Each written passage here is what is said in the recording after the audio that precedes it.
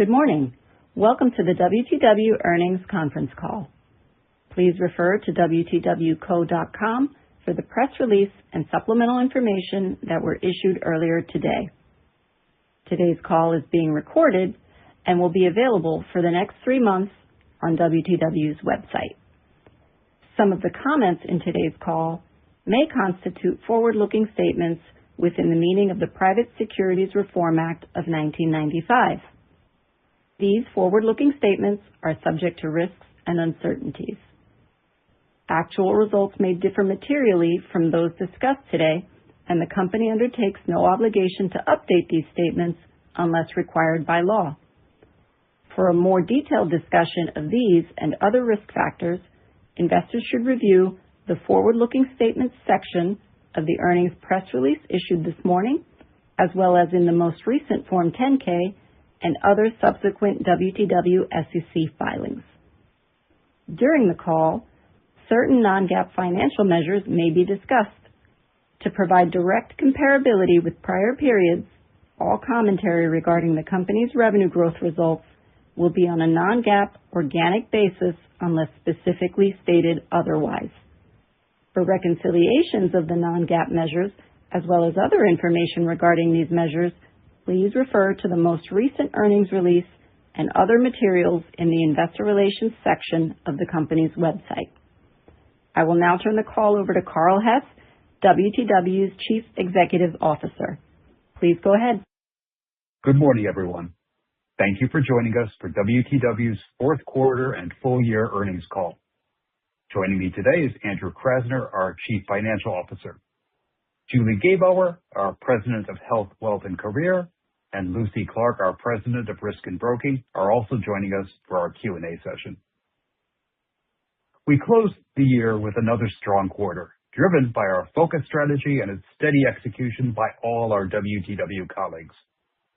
Throughout the year, our strategic efforts to accelerate performance, enhance efficiency, and optimize our portfolio have strengthened our business, enabling us to achieve our financial objectives for 2025 and positioning us for continued success in 2026. Our strategic investments in talent and innovation in 2025 have accelerated performance. In risk and broking, our specialization strategy continues to fuel new business momentum. In health, wealth, and career, our focus on smart connections and innovative recurring solutions has translated into steady growth. And across the entire business, our digital platforms and advanced data and analytics continue to differentiate WTW. We do. Our enterprise delivery organization and our relentless focus on right work, right place, right tools, and right space continue to enhance our efficiency, help us modernize how we operate, and drive further margin expansion. And finally, in 2025, we strengthened our business portfolio, starting the year without Transact and ending it with acquisition announcements including Newfront, Cushion, and Flowstone Partners. These transactions demonstrate our commitment to optimizing WTW's portfolio for growth and profitability in a disciplined and thoughtful way. Let me share more details about our strong financial performance. In the fourth quarter, we generated 6% organic growth, 80 basis points of adjusted operating margin expansion, and adjusted EPS of $8.12. As a reminder, Transact contributed 80 cents to adjusted EPS in Q4 of 2024. Excluding this contribution, adjusted EPS increased 13% year over year. For the full year, we had organic growth of 5% in line with our mid-single-digit target. We expanded adjusted operating margin by 130 basis points year over year to 25.2% and delivered adjusted diluted earnings per share of $17.08.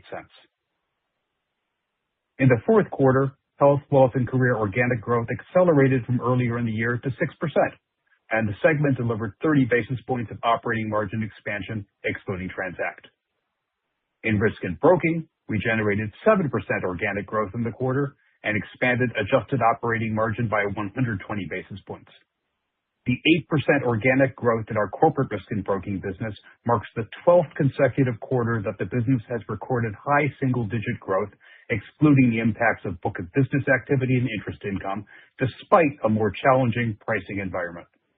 I'm particularly pleased with the strong results in our CRB North America business, which grew by high single digits, driven by increased M&A activity and new business across several specialty lines, including construction and surety.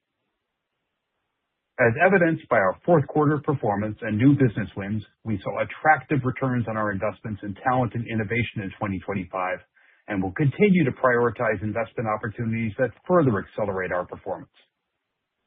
A good example of this is our strong and growing presence in the digital infrastructure space, where we're proud to support 5 of the 10 largest data center developers globally. We recently added one of those 5 in a competitive RFP process for their master builder's risk placement. The client chose us for the breadth and depth of our expertise in construction, energy, technology, and other specialties, as well as our global capabilities and connectivity.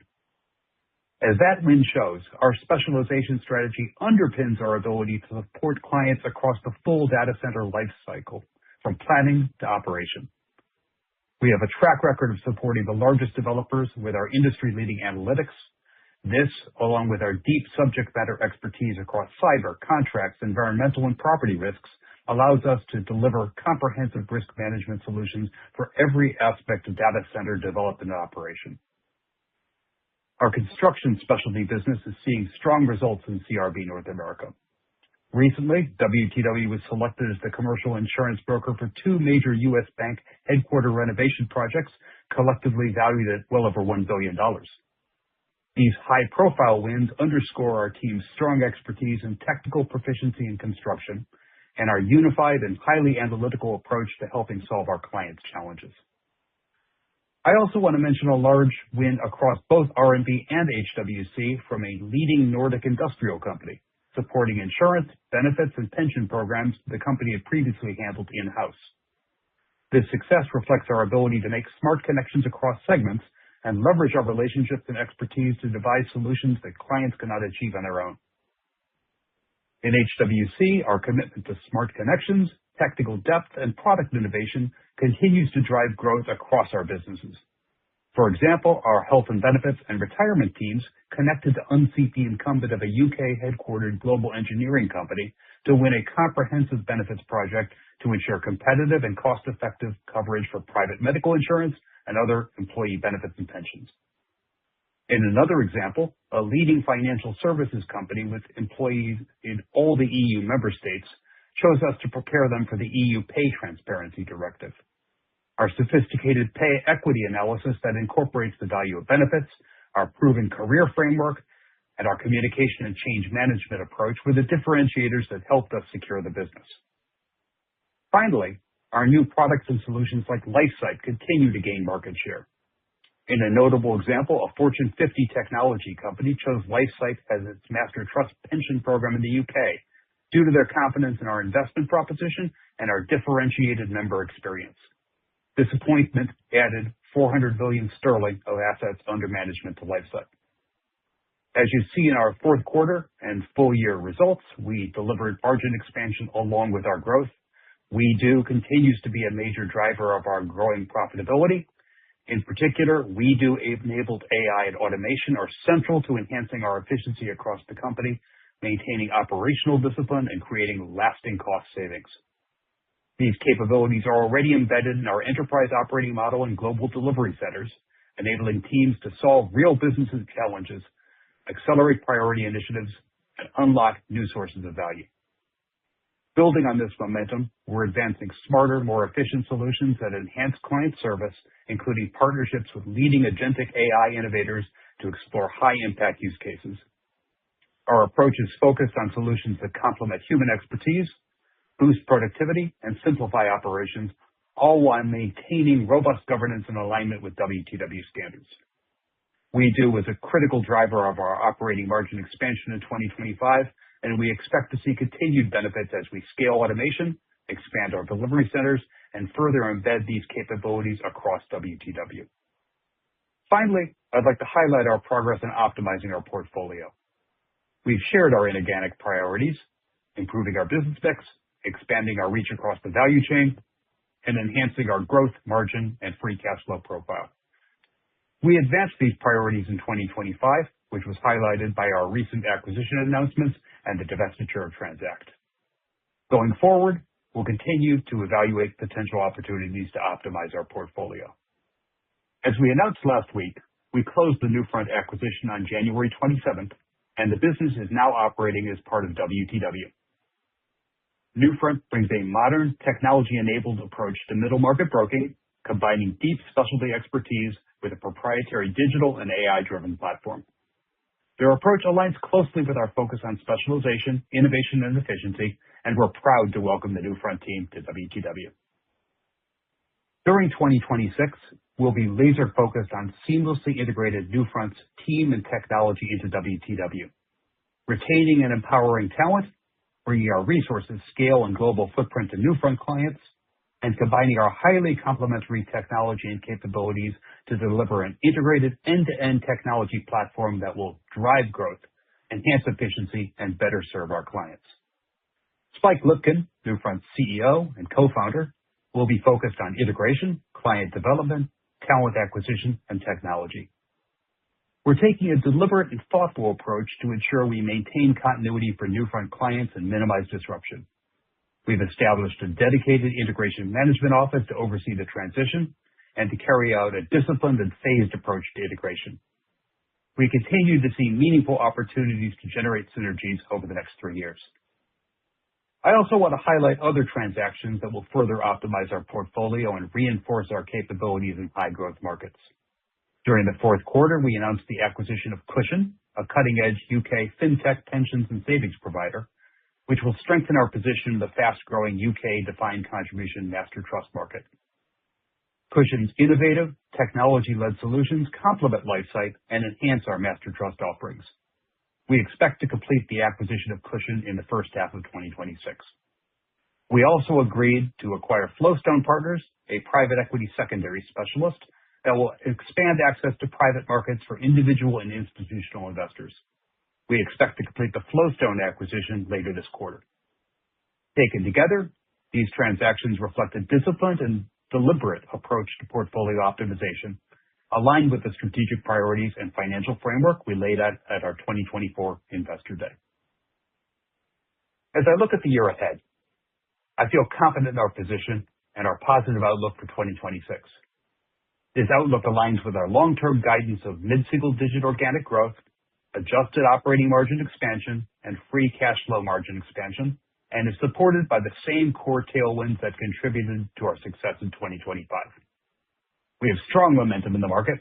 We continue to make steady progress executing our strategy, and the political and regulatory environment worldwide remains highly dynamic, driving clients to seek our advice and solutions to protect and strengthen their businesses. While we remain positive about current macroeconomic and market conditions, of course, we're closely monitoring potential headwinds to our business in the year ahead so that we can respond appropriately. That said, given our competitive advantages and momentum across the business, I'm confident in our ability to deliver on our goals. With that, I'll pass it to Andrew for a more detailed discussion of the financials and 2026 outlook. Thanks, Carl. Good morning, and thanks everyone for joining us today.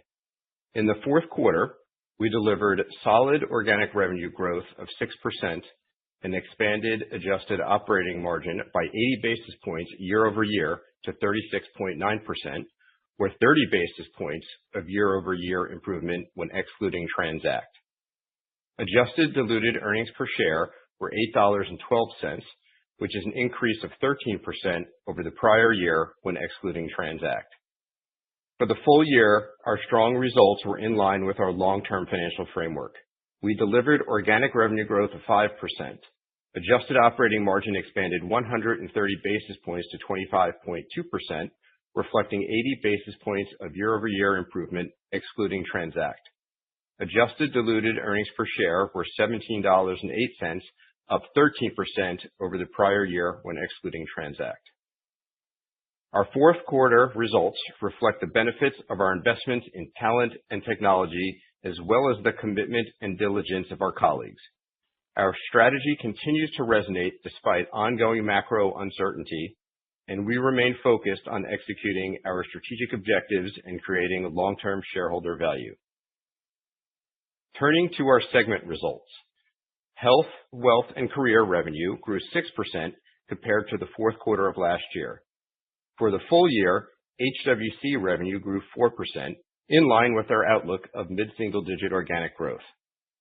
Our health business achieved solid growth of 4% this quarter.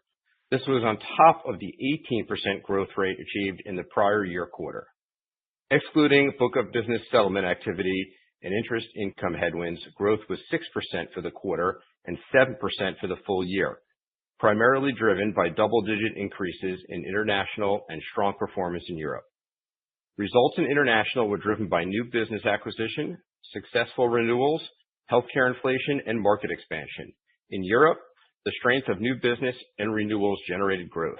In North America, growth was offset by a book of business sale in the prior year fourth quarter. We continue to expect strong demand across the global business, driven by healthcare inflation and employers' continued focus on managing costs while maintaining competitive employee benefits. As a result, we expect health to deliver high single-digit growth in 2026. Wealth had strong growth of 5% in the fourth quarter, primarily from increased levels of retirement work globally. Demand for our core defined benefit work, including new client appointments and support for regulatory changes and data projects, remained strong. We also saw growth from project work to support pension surplus utilization and workforce management. New solutions in Europe, including an innovative pension risk transfer solution in Germany and early retirement services in Spain, also contributed to growth. Our investments business grew due to new products alongside enhanced capital market conditions and client wins.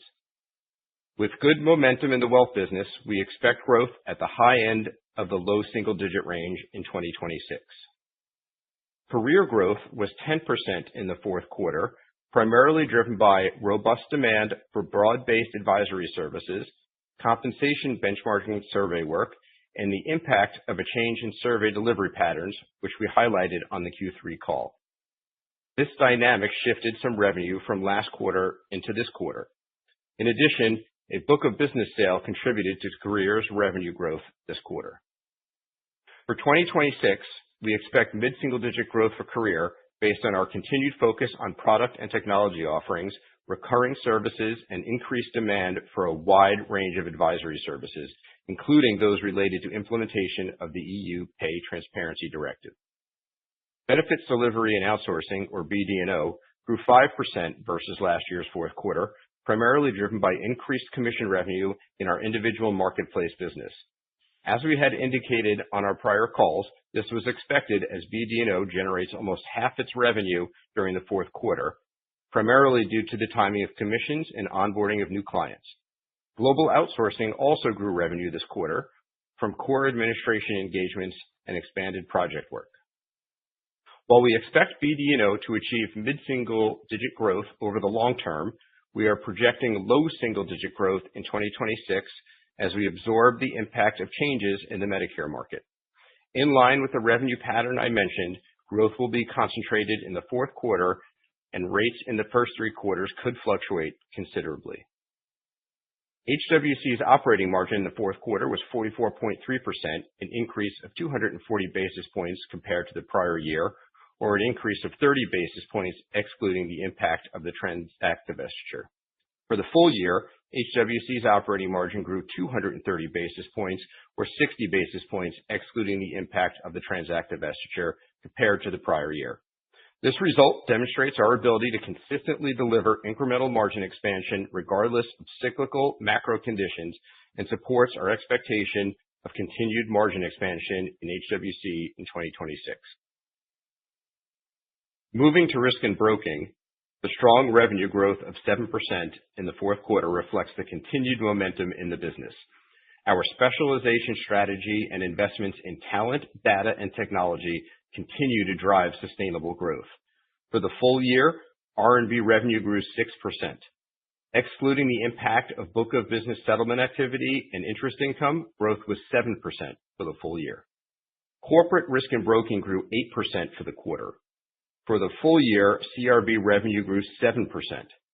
Excluding the impact of book of business settlement activity and interest income, growth was 8% for the full year. This was on top of the 9% growth rate CRB achieved in the prior year. CRB's growth this quarter was primarily driven by our global specialization strategy, which continued to support new business wins and client renewals despite more challenging rate environment. We recorded significant new business activity across all regions this quarter, with notable contributions from construction, surety, marine, and credit risk solutions. As expected, we continue to see a challenging growth environment with rates softening across various lines. Nonetheless, our specialization strategy is resonating in the market, and we are pleased by the results. We continue to expect mid to high single-digit growth in CRB for 2026. In our insurance consulting and technology business, revenue declined 1% versus last year's fourth quarter, when ICT delivered 11% growth. Full-year growth was 1% compared to 4% last year. Our combined approach of consulting and technology continues to add value. However, the trends we've highlighted in the last 3 quarters still persist, with continued weakness as expected in the consulting environment and clients remaining cautious about making large multi-year technology implementation decisions. We continue to shift the balance of our business from consulting to technology over time. We are encouraged by our pipeline on the technology sales side and do not expect to see a meaningful pickup in consulting activity in the short term. For 2026, we continue to expect low to mid-single-digit growth in the business. Turning back to R&B's results overall, we are pleased with our momentum entering 2026, which gives us confidence in our ability to deliver mid to high single-digit growth for the full year. R&B's operating margin was 34.7% for the fourth quarter, a 120 basis point improvement over the prior year. This was primarily driven by operating leverage from strong organic revenue growth coupled with continued expense discipline. Foreign exchange rates were a tailwind of 10 basis points to operating margin in the fourth quarter due to the weakening U.S. dollar. For the full year 2025, we achieved 100 basis points of operating margin improvement in R&B, or 120 basis points excluding the impact of foreign currency. We remain committed to delivering 100 basis points of average annual adjusted operating margin expansion over the next 2 years. As Carl highlighted earlier, the investments we've made in our technology and our WeDo capabilities continue to create value and provide a strong platform for us to deliver ongoing operating leverage and efficiencies across the business. Lastly, let me provide some additional color on our enterprise-level results. Adjusted operating margin for the fourth quarter was 36.9%, an 80 basis point improvement over the prior year, reflecting strong margin expansion in the segments. This result includes a 50 basis point tailwind from the Transact divestiture. As we enter the first quarter of the full year, all our businesses will continue operating with discipline and rigor, giving us confidence in our ability to continue to expand margins. Foreign exchange was a tailwind to adjusted EPS of 18 cents for the quarter.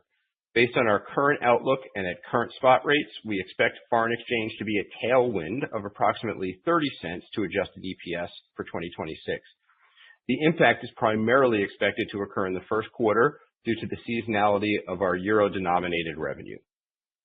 Our U.S. GAAP tax rate for the quarter was 20.8% versus 26% in the prior year. Our adjusted tax rate for the quarter was 20.8% compared to 21.1% for the fourth quarter of 2024. For 2026, we expect the full-year adjusted tax rate to be relatively consistent with 2025. We generated free cash flow of $1.5 billion for the 12 months ending December 31st, 2025, an increase of $279 million from the prior year, bringing our free cash flow margin to 15.9% compared to 12.8% in the prior year. This was driven primarily by reduced transformation program cash costs and operating margin expansion. We expect to continue expanding our free cash flow margin in 2026 from operating margin expansion and the absence of transformation program cash costs, with partial offsets from transaction and integration expense related to our recently announced acquisitions. During the quarter, we returned $439 million to our shareholders via share repurchases of $350 million and dividends of $89 million. For the full year, we returned $2 billion in capital to shareholders. We continue to view share repurchases as one of our primary methods of capital return and an attractive use of capital to efficiently deliver value to WTW shareholders. Looking ahead, we expect to allocate at least $1 billion to share repurchases in 2026, subject to market conditions and potential capital allocation to organic and inorganic investment opportunities. We're confident our balanced and disciplined capital allocation approach will generate long-term shareholder value. We'll continue to be selective as we invest in talent and in our platform to ensure we're driving sustainable growth and margin expansion. As part of our investment program, we will continue to make investments in our reinsurance JV as it scales its newly launched commercial operations. We expect this to be a headwind of about 30 cents to adjusted EPS this year. In closing, we are pleased by our strong performance in 2025. We are increasingly seeing the execution of our strategy yielding tangible results and generating strong momentum as we enter 2026. With that, let's open it up for Q&A. To ask a question, please press star 11 on your telephone and wait for your name to be announced. To withdraw your question, please press star 11 again. In the interest of time, we ask that you please limit yourself to one question and one follow-up. Please stand by while we compile the Q&A roster.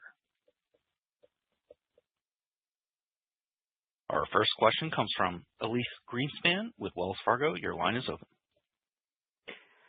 Hi, thanks.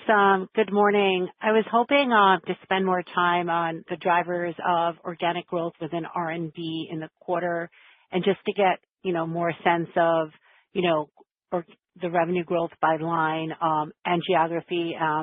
And in particular, I'm looking for a broad-based answer, but also just, in particular, some color on North America, right, which I believe went from, something around 1% in the Q3, right, to high single digits in the fourth quarter. Yeah, sure. Good morning, Elyse. It's Carl, and thanks for the question. Let me begin with that broad-based answer and then let Lucy zoom in. R&B delivered strong 7% organic growth in the quarter. That's on top of a 7% in the prior year, and that reflects continued momentum we see in the business. CRB delivered 8% organic revenue growth and 8% when excluding both book of business activity and interest income this quarter. Our specialization strategy, our investments in talent, data, and technology continue to drive sustainable growth. Lucy?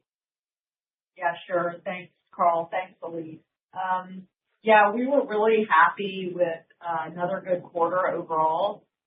In CRB, we generated significant new business in every global market, notable contributions from construction and surety, credit, marine, and natural resources. In CRB North America, specifically, like you mentioned, we were really happy with the high single-digit organic growth, and I would call out growth in several specialty lines there, including M&A.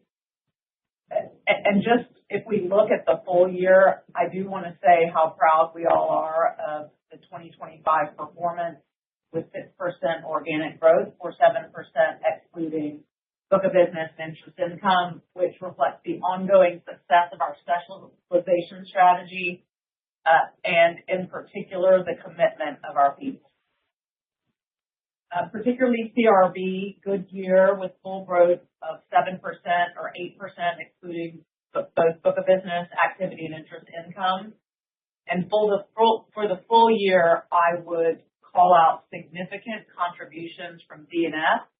So that's our specialty property, casualty, and fact team, construction and surety, credit, and natural resources. We're really happy with the performance in the quarter, the performance in the full year, and the momentum we have coming into this year.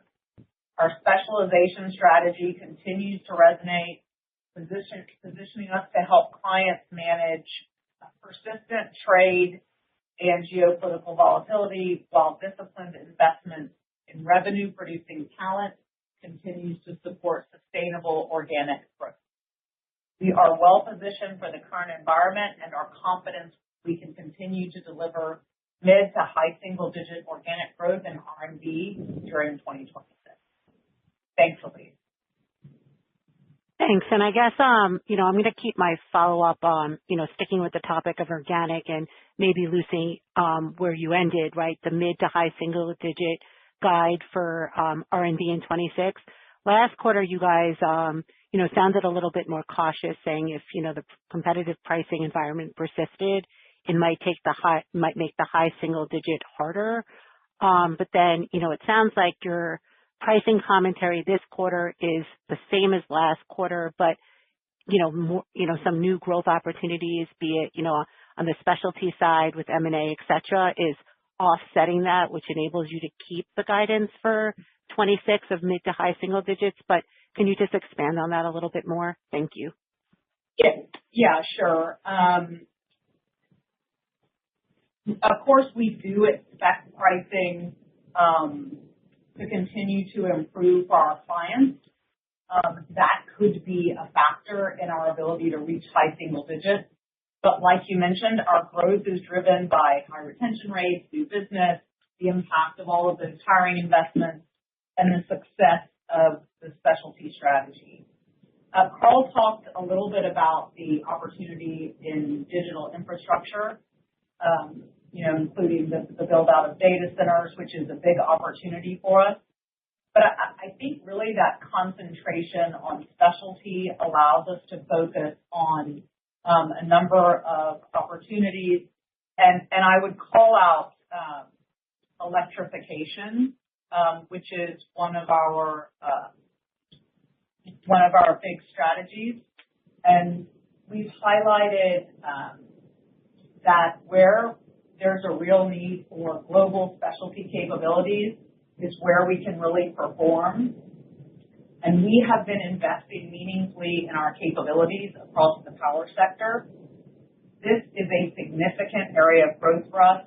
We've already demonstrated our commitment by combining some of our specialist capabilities and announcing a single unified proposition covering both construction and operational needs as our clients increasingly require coordinated support across development, construction, financing, operations, and resilience. This is already having an impact. We recently completed one of the largest insurance placements to date for a significant electrification initiative that was testament to the collaboration of our teams across Australia, Spain, and London. The team was able to secure comprehensive coverage under exceptionally demanding market conditions, reinforcing our reputation for outstanding client service in large-scale infrastructure projects, and just one example of the opportunities we see ahead. So yeah, absolutely, we expect pricing to continue to improve for clients, but we think the opportunity outweighs that. Thanks. Thank you. Our next question comes from David Motemaden with Evercore ISI. Your line is open.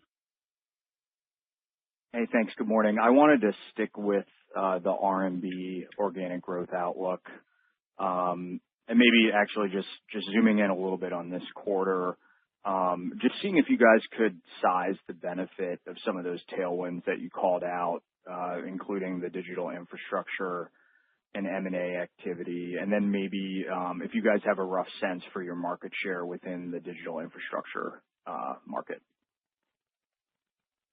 Yeah, David, thanks for the question. Again, we're seeing the business firing on a lot of cylinders, including some of those you enabled. But as we pointed out during our response to Elise, right, we're seeing good growth across the portfolio, including North America. And so this isn't just a data center story. While we're very happy with our profile in that sector and some other places that Lucy's been talking about, we think that the hiring strategy and the specialty strategy in general is what's been paying off for us. So I think we look forward to seeing that momentum continuing into 2026.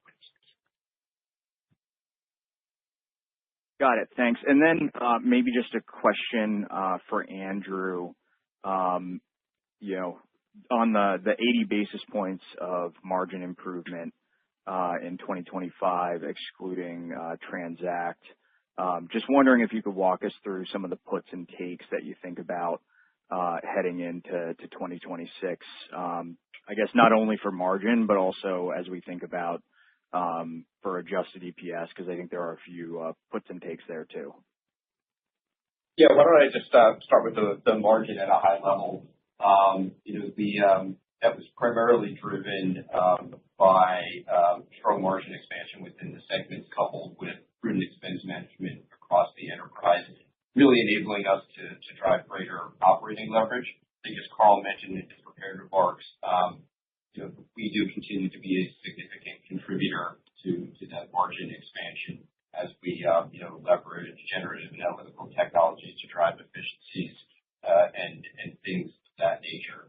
As we look ahead, as it relates to margin, we've talked about the 100 basis points within recent broking, the incremental margin for HWC, translating into margin expansion at the enterprise level. In terms of the sort of puts and takes related to EPS, first, we expect to deliver mid-single-digit organic growth at the enterprise level. That's mid-single-digit organic growth at HWC, mid to high within R&B, plus we'll have the revenue from Newfront. In terms of the operating margin, is consistent with what I just said between the segments contributions. And then interest expense, that's going to increase compared to 2025 due to the recent financing activities, which primarily relate to the Newfront acquisition. With that additional debt, we expect annual interest expense to be roughly $320 million in 2026. The tax rate for 2026 should be relatively consistent with 2025. That's about 21.1%. The Willis Re joint venture is projected to be a headwind of about $0.30. Its results appear in the interest and earnings of associates line. We expect no significant impact from the other activity recorded in this line. Share repurchases of $1 billion or greater will factor into that. And of course, we'll have some foreign exchange tailwinds there, approximately 30% on adjusted EPS in 2026. Most of that coming in Q1. So when we look through all of that and put all that together, we expect some healthy year-over-year EPS growth in 2026. Thank you. Our next question comes from Robert Cox with Goldman Sachs. Your line is open. Hey, thanks. You guys mentioned talent or hiring has been, a contributor to the success this year. I'm curious, if we look at 2026, how do you expect talent benefits to materialize in organic growth versus 2025? And then also, how do you expect the level of talent investment in 2026 to trend compared to 2025? Yeah, thanks for the question, Rob. We remain focused on executing our strategy, and that means ensuring we have the right talent across our businesses. It's key in supporting that. So far we've been really pleased by the attractive returns on our prior talent investments. So we're going to continue to look for opportunities to invest strategically in talent. Alongside our investments in innovation, talent has remained a key driver of our ability to drive sustainable and profitable growth and create value for the business. Lucy, care to add a color on what you might see from our talent investments in the segment? Yeah, sure. Thanks, Carl.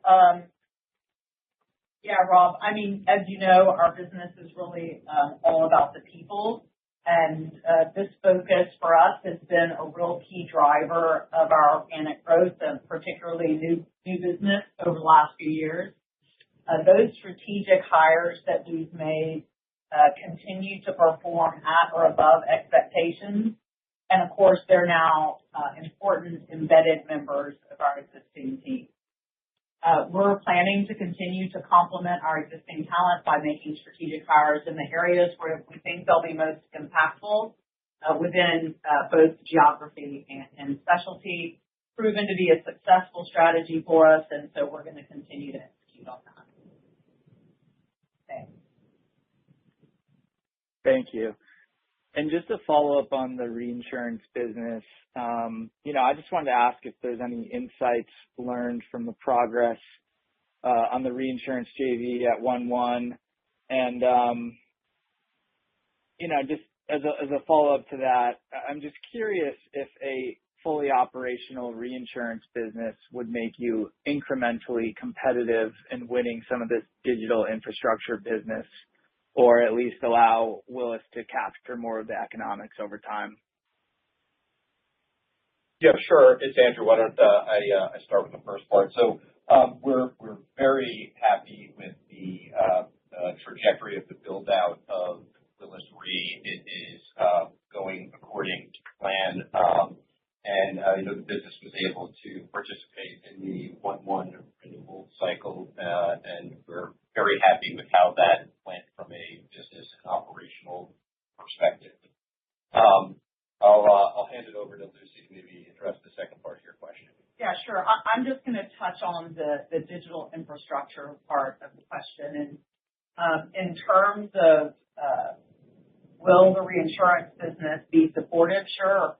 But I mean, we already have a ton of work in that segment. And really using the work that we've done with some of our largest global owners and developers, plus many of the top data center construction companies. The guys have just announced that they've developed an integrated global risk framework to respond to this sector's risk profile, one that is increasingly systemic, interconnected, and difficult to address through traditional insurance solutions by themselves. Their framework is designed to address the full spectrum of risk facing data center owners, operators, and investors across the entire life cycle of the project, from development and construction through steady state operations. The framework really gives a holistic view of both current and emerging risks, including those that are systemic, difficult to model, or still evolving. So we continue to see high demand for our offering from new business, of course, but also from the strong pipelines that are developed by our existing clients. Thanks. Thank you. Our next question comes from Mark Hughes with Truist Securities. Your line is open. Yeah, thank you very much. Good morning. In BDO, you talked about changes in Medicare influencing the organic growth outlook, low single digits because of the changes. Is that just a one-year phenomenon? Do you think that'll extend into 2027? Could you maybe just give a little more detail on that? Yeah, sure. It's Julie, Mark. I'll take that up. As we said, BD&O grew 5% in the fourth quarter, and that was primarily due to increased commission revenue in our individual marketplace business, the Medicare business, but also new clients and expanded work in benefits outsourcing. We also had a modest uplift from our ICRA solution, which is an individual marketplace solution for active employees. Growth was somewhat lower than expected due to changes in Medicare, but also due to lower headcount for some clients. For the full year, growth was 3%. That just missed our mid-single digit long-term organic growth range. For 2026, we expect these headwinds to be modest, but we expect it to carry over just for the short term. Counterbalancing that, we see strong and growing demand for our retiree marketplace. We see an opportunity to gain share in what is currently a dynamic outsourcing market, and that's because of our strong financial position and our leading AI technology. So overall, as we said, we're expecting BD&O to grow low single digit in 2026. Beyond 26, we expect the challenges to dissipate and the momentum from the new Medicare marketplace and ICRA clients to pick up and support mid-single digit growth. Yeah, thank you for that, Julie. And then the Newfront acquisition, you talked about their AI capabilities. Anything you can call out in terms of how they're doing things differently on the expense side and how you might be able to leverage that across your broader platform? Yeah, sure. I think at a very high level, there's two ways we think about that. One, the technology can enhance the productivity of people in the front office, so they're able to focus on the right activities. And the second piece is, the ability, because of the technology, to get more flow through on operating leverage, because, you may require less people for volumes of business, et cetera. So that helps with, process and operating efficiencies. Thank you. Our next question comes from Andrew Anderson with Jefferies. Your line is open.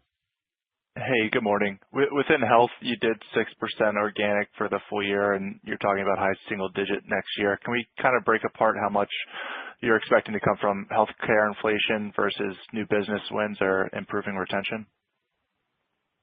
Yeah, thanks. And correct. Our health business continued to achieve solid growth. When you exclude book settlement activity, interest income, 6% for the quarter, 7% for the year, and that's on top of some strong comps, especially for Q4. Overall, our strategy is yielding meaningful results. We see strong new business and client renewals, and we expect to see strong demand across the global business, driven by an existing strong pipeline and supportive external trends, which Julie is going to elaborate a bit. We delivered high single-digit underlying growth in 25. We expect to do the same for 2026. Julie? Yep. Just to pick up on your point about new business and strong client retention, we grew our market share for global benefits management. We had a very high win rate in the middle market with some recently enhanced solutions for that market segment. We expanded work for existing clients with new specialty solutions and additional forecasting and analytical work. And then to build on some of the comments about the external environment, we've got high healthcare inflation basically everywhere around the world, and it's projected to continue. We're projecting a global average of over 10% for 2026. And as I mentioned on our call last quarter, we don't expect that to drop quickly because of the high cost of new technology, new prescription drugs, gene therapies, plus the fact that people are using healthcare systems a lot more. So that means planning for managing those cost increases is a top priority for employers virtually everywhere. And we are very well positioned to help with that, given our core consulting and brokerage offerings. We've also introduced new solutions like an RX direct access offering that helps employers reduce prescription drug costs without shifting costs to their employees. So for 2026, we're expecting more of what we saw in 25. Commission increases, more revenue with existing clients, new client appointments, and that makes us confident in delivering high single-digit growth for 26. Thanks. And then just on career, it's bounced around a little bit and has been a little bit lighter, but how are you thinking about the macro and the demand for project work in the first half of 26 against some easier first half 25 comps for career? Yeah, thanks. I mean, career's 10% growth this quarter was principally driven by robust demand for broad-based paid projects. That demand had been building throughout the year, as well as compensation benchmarking survey work. Growth also reflected the favorable impact of a change in survey delivery patterns, as we called out on the third quarter calls, as well as the book of business sale. Excluding that book of business sale, career's growth was still a strong 8% in the quarter. In 2026, we expect our continuous focus on our product and technology offerings, recurring services, and in-demand advisory services like an M&A to drive mid-single-digit growth for career.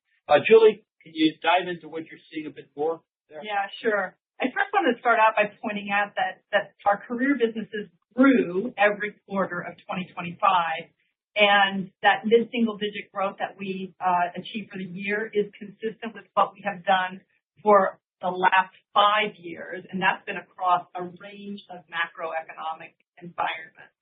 And these results are due to the focus that we have in this business. It's a focus on digital solutions, recurring revenue, and project work that's strategically important to organizations.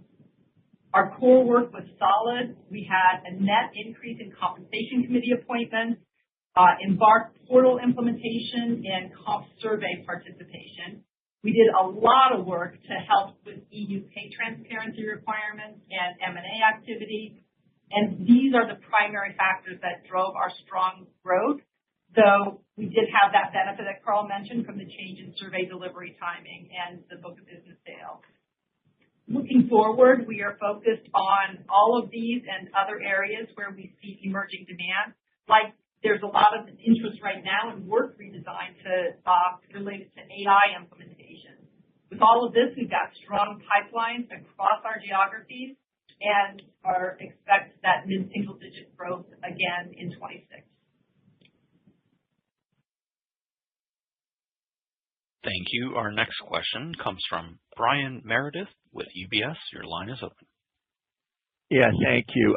First question, I guess, for Julie.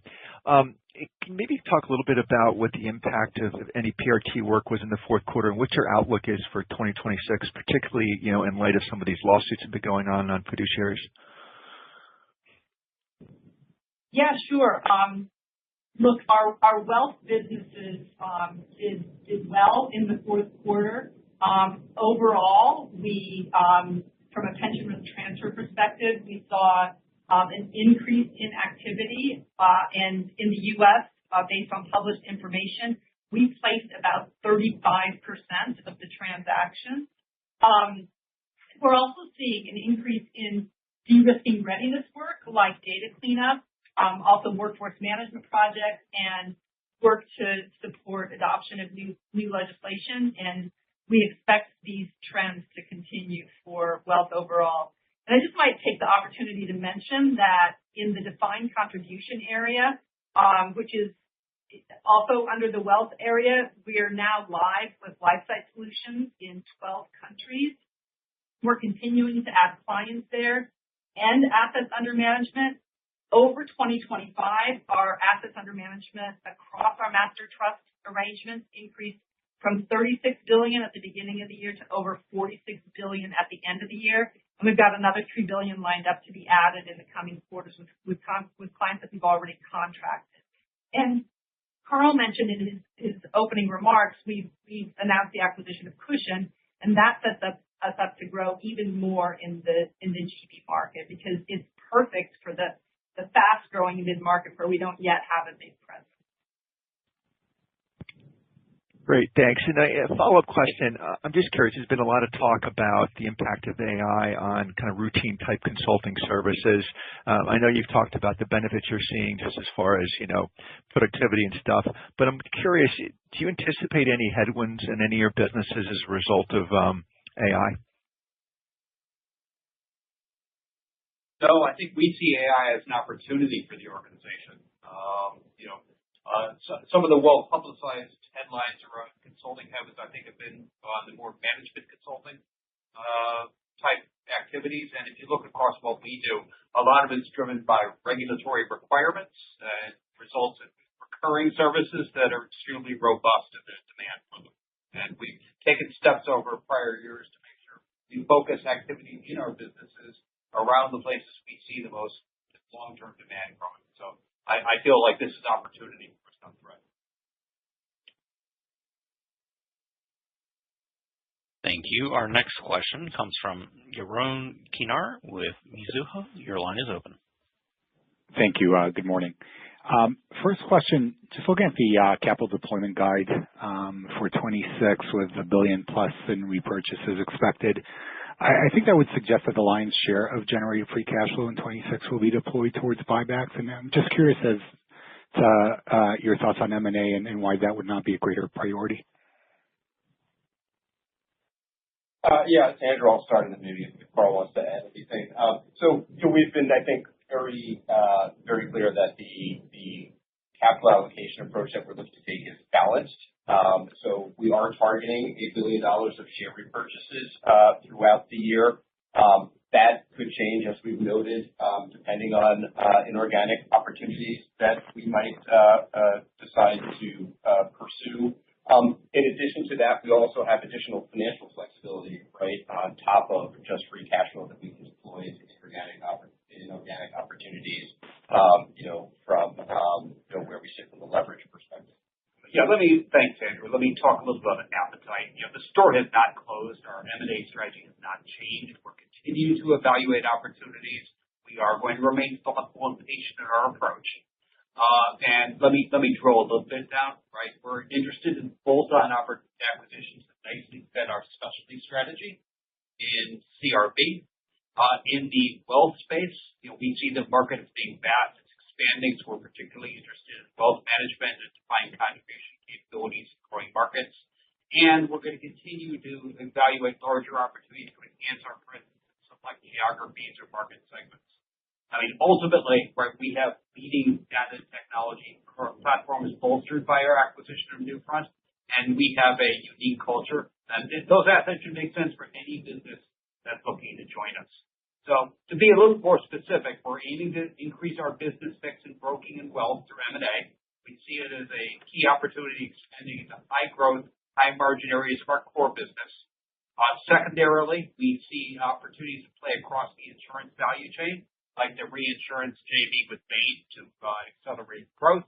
And third, a combination with WTW needs to have a compelling financial story, enhancing our margins and our free cash flow profile and making Andrew smile. Thank you. That's helpful. And then for my follow-up, just want to dig a little bit deeper into talent, just given the headlines we're seeing for the industry. Can you talk about retention rates that you're seeing for your own workforce on the one hand, and then maybe also touch on new hires? Are those picking up or steady state? And maybe you could also quantify the impact to organic growth coming from new hires. Yeah. So with regard to retention, it remains toward the low end of the range we're aiming for. So we're very happy with our ability to keep the key talent in the organization. We continue to hire strategically with a focus on bringing in accretive talent, and specifically with our specialty lines of geographies. And more broadly, we continue to invest in the fastest growing of areas of business that have the most growth potential. And so that is helping us realize that significant opportunities to accelerate profitable growth and enhance margin. Thank you. Our next question comes from Katie Sakis with Autonomous Research. Your line is open. Hi, thanks. A quick one from me. I was wondering if you guys could give us a little bit more color on how much of the new business that your specialty operations saw in the quarter came from recurring revenues versus like one-time revenues. I think last quarter you had talked about, shifting into more recurring new business contributions in CRB, and I'm curious how that dynamic played out this quarter, and then more broadly, how you guys are expecting that to continue in 2026 and ultimately support, the mid to high single digit organic growth guide. Andrew, why don't I start, and then maybe you can add some more color. But just, with regard to recurring versus non-recurring, as we said last quarter, the nature of our work is always a combination of recurring and one-off work. One-off project work was not a key driver of organic growth in the fourth quarter. Maybe Lucy, you want to comment on some other trends there? Yeah, I think, just picking up on Andrew's comment, we called it out last quarter because we had a significant amount. There's nothing to call out this quarter. All across our business, we have one-off and recurring revenues, so nothing particular to call out this quarter. Got it. Thank you. Thank you. And our final question comes from Meyer Shields with Keefe, Bruyette & Woods. Your line is open. Great, thanks. Two quick questions, hopefully. First, if we go back to the Medicare concerns, obviously we've seen a lot of what I guess we would call bad news recently. I was hoping you could frame sort of the uncertainty in the low single-digit forecast. Are there things that you still need to find out in terms of which products carry commissions, commission rates, and so on? Yeah, I'm going to start with just a comment on some of the announcements we've heard recently, just highlighting that the final Medicare terms that we end up living with are often more favorable than the advanced proposals that are released.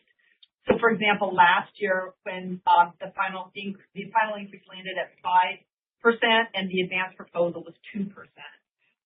And I think probably more importantly, the level of reimbursement doesn't have a direct impact on our revenue.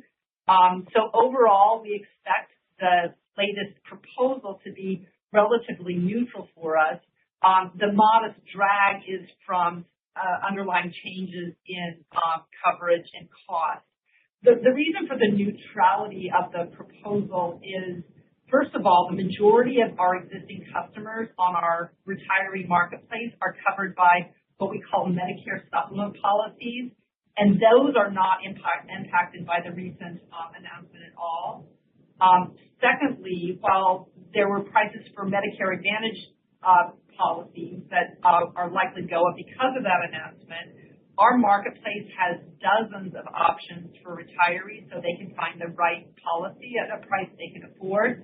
And that switching of policies is actually helpful to us in terms of being able to place new insurance. And then we expect this position to drive significant price increases for group Medicare plans. So employers that are still offering the group plans will likely want to consider an individual marketplace as what we think is a more affordable alternative that doesn't just shift costs to their retirees. And we expect this last point to be a positive impact for us beyond 2026. Okay, thank you. That was very helpful. And then just a final question, I guess, for Andrew. I was hoping we could get sort of annual revenues for Cushion and Flowstone for modeling purposes.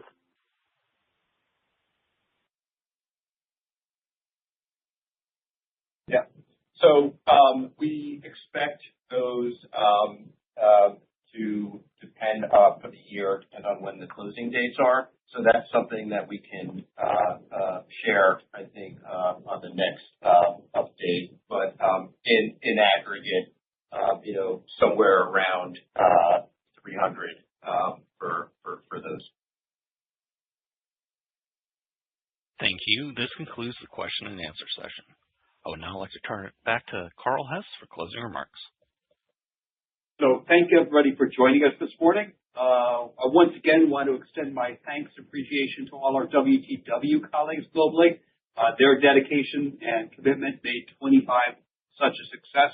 I look forward to their maintaining that momentum into 2026 with that same focus on execution and discipline that's guided us to date. In the meantime, have a great day, everyone. This concludes today's conference call. Thank you for participating. You may now disconnect.